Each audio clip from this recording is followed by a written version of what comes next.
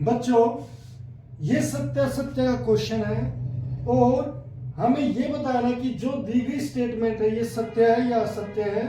साथ में इसका कारण भी बताना है कि सत्य है तो क्यों है और असत्य है तो क्यों है। बच्चों, मेरे पास क्वेश्चन है, प्रत्येक पूर्णांक एक पूर्ण संख्या है। उसने कहा प्रत्येक पूर्णांक एक पूर्ण संख्या है।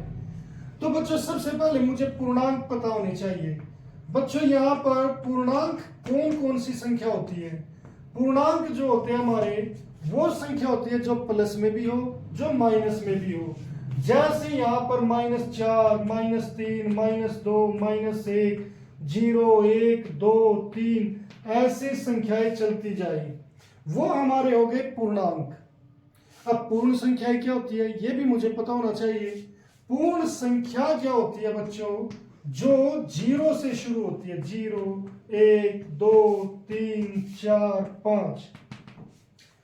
अब बच्चों, आप यहां पर देख सकते हो कि जो पूर्णांक का परिवार है वो माइनस का, यहां पर ये सभी माइनस के 0, 1, 2, 3 यहां पर ये सारे हैं।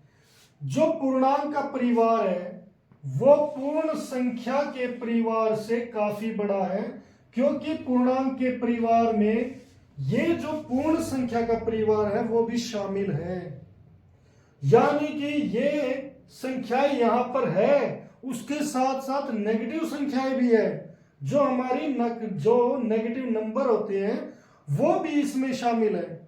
तो इसका मतलब ये जो पूर्ण संख्याएं है ये इसका एक बच्चा हो सकती है और ये पूर्णांक ये क्या इसका बाप है।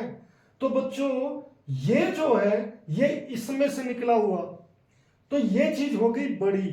अब उसने कहा है कि प्रत्येक पूर्णांक, ये प्रत्येक पूर्णांक एक पूर्ण संख्या है। बच्चों, ये पूर्णांक तो पूर्ण संख्या है, मगर जो ये पूर्णांक है क्या ये पूर्ण संख्याएं हैं? नहीं है। तो इसीलिए हम कहेंगे कि नहीं, प्रत्येक पूर्णांक एक पूर्ण संख्या नहीं होती।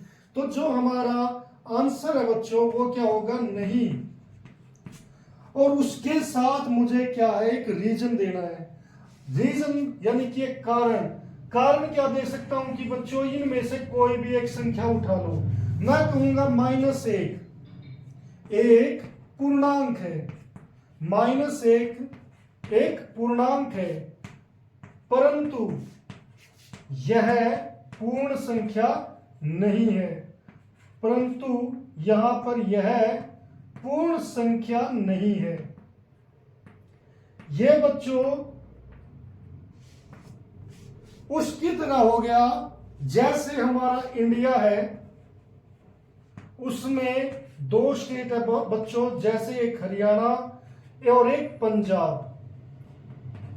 अब बच्चों, प्रत्येक पंजाबी इंडियन है, प्रत्येक हरियाणवी इंडियन है, मगर क्या हर एक इंडियन हरियाणवी हो सकता है? नहीं हो सकता।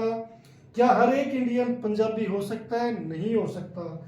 इस तरीके से बच्चों जैसे हमारा पूर्णांक ऊपर आ गया, उसमें यहां पर नेगेटिव नंबर और यहां पर हमारी पूर्ण संख्याएं हैं।